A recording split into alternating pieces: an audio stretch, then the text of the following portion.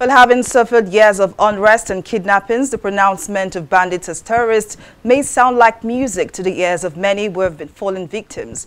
But the question of what's next lingers in the minds of many. Earlier, I spoke to Kabiru Adamu, a security expert and managing director of Beacon Consulting Limited. I began by asking him what Nigerians should expect from the federal government after the formal proscription of bandits as terrorists.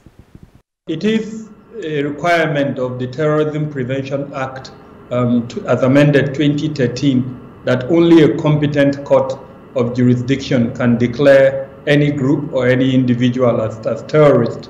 And so this declaration is in fulfillment of that act.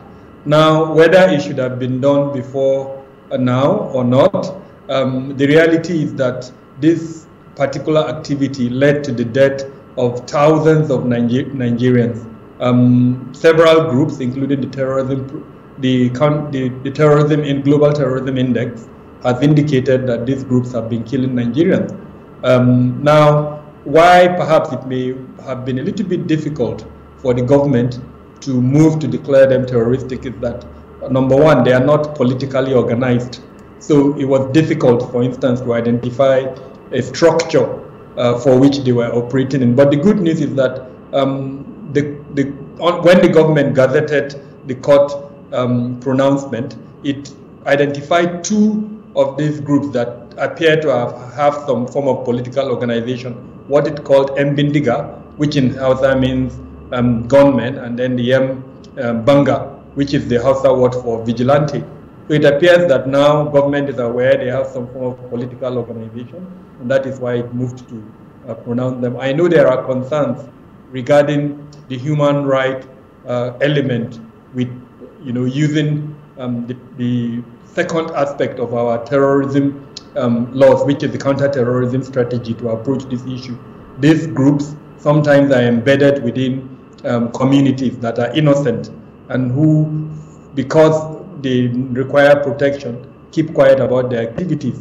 So if you use a jet bomber, for instance, to go and bomb that community with the hope that you want to get rid of this bandit, then you are killing innocent people. So perhaps maybe those are the challenges that made this prolonged period before they were finally declared. Now, President Muhammadu Buhari has ruled out the suggestions to strengthen the country's security architecture with a state police system. What do you make of this?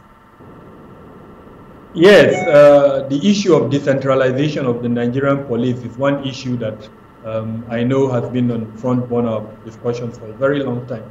And just like President Buhari said, he's not convinced that the state level structures would allow for state policing, even though I believe that we should have state policing. But the challenge is, how do you implement state policing when the democratic culture at the state level is not yet ripe enough? The president gave instances where even the local government system has been emasculated. The judicial system at the state level has been emasculated. Those are genuine concerns that need to be addressed. So I think before we decentralize, we need to strengthen the democratic culture at the state level. Well, that was Kabiru Adamu, security expert and managing director of Beacon Consulting Limited, speaking on the rejection of state police by President Buhari and also the declaration of bandits as terrorists in Nigeria.